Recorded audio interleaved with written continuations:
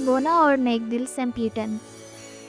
एक ज़माने की बात है कि एक सरसब्ज़ गांव में एक गरीब मगर नहायत मेहनती लकड़हारा रहता था। वो सुबह सवेरे उठता, कुल्हाड़ी कंधे पर रखता और जंगल की तरफ निकल जाता। उसकी ज़िंदगी सादा थी मगर दिल मुतमईन था।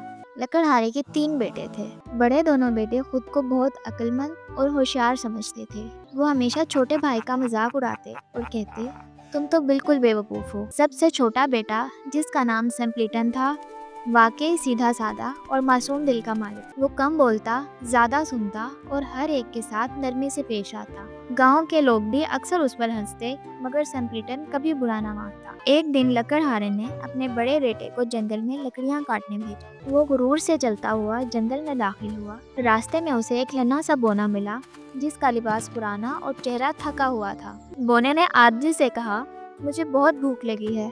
अगर तुम अपना थोड़ा सा खाना मेरे साथ बांट लो तो मुझे सुकून मिल जाएगा। बड़ा बेटा हंसा और बोला, मेरे पास तुम जैसे भिखारियों के लिए वक्त नहीं है। ये कहकर वो आगे बढ़ गया, लेकिन गुरूर का अंजाम जल्द ही सामने आ गया।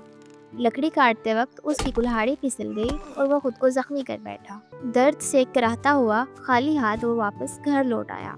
अगले दिन लकड़हारे ने दूसरे बेटे को भेजा।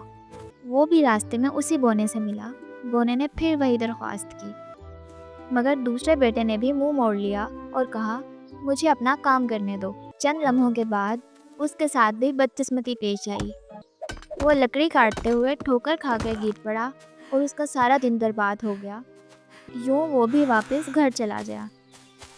आखिरकार तीसरे दिन लकड़हारे ने आ भिड़ते हुए सेम्प्लीटन को बुलाया और कहा, बेटा आज तुम जंगल जाकर लकड़ियां काट लाओ। सेम्प्लीटन खुशी खुशी रवाना हुआ। रास्ते में वही नन्हा बोना उसके सामने आया।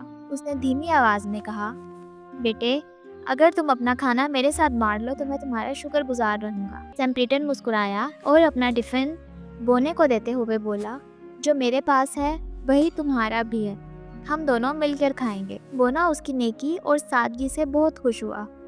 उसकी आंखों में चमक आ गई। वो बोला, तुम नेक दिल इंसान हो, इसलिए मैं तुम्हें किस्मत का तोहफा देता हूँ। उसने एक दरख्त की तरफ इशारा करते हुए कहा, इस दरख्त को काटो, तुम्हें वो मिलेगा जिसकी तुमने कभी उम्मीद भी ना की होगी। सेम्प्लीटन ने कुल्हाड़ी उठाई और जैसे ही दरख्त काटा, दरख्त के अंदर से एक सुनहरी हंस निकल आया। इसके पर खालिस सोने के थे और वो सूरज की रोशनी में जगमगा रहा था। सेम्प्लीटन हैरत और खुशी से हंस को देखता रहा। वो हंस को एहतियात से उठाकर शहर की तरफ रवाना हो गया। रास्ते में वो एक सराय में रुका। सराय वाले की बेटी ने जैसे ही सुनहरी हंस देखा तो उसके दिल में लालच जाग उठा। उसने एक पर चुराने के लिए हाथ बढ़ाया, मगर फौरन हंस से चिपक गई। वो चीखी तो उसकी माँ आई और वो भी चिपक गई। फिर बाप एक के बाद एक सब हंस से डूबते चले गए। यूं एक अजीबोगरीब जुलूस बन गया जो शहर की तरफ चल पड़ा। जब ये जुलूस शहर में दाखिल हुआ तो लोग हंस हंस कर लोटपोट हो गए। शहर की शहजादी जो कभी नहीं हंसी थी, ये मंजर देखकर बेख्तियार कहके लगाने लगी। बादशाह ने ऐलान कर रखा था कि जो शख्स मेरी बेटी को हंसाएगा, मैं उसकी शादी शहजादी से कर दूंगा। बादशाह ने वादा पूरा किया। सेम्प्लीटन की शादी शहजादी से हो गई और इसने अपने वालिद को भी महल में बुला लिया और यूं वो सब खुशी, मोहब्बत और सुकून से ज़िंदगी गुजारने लगे।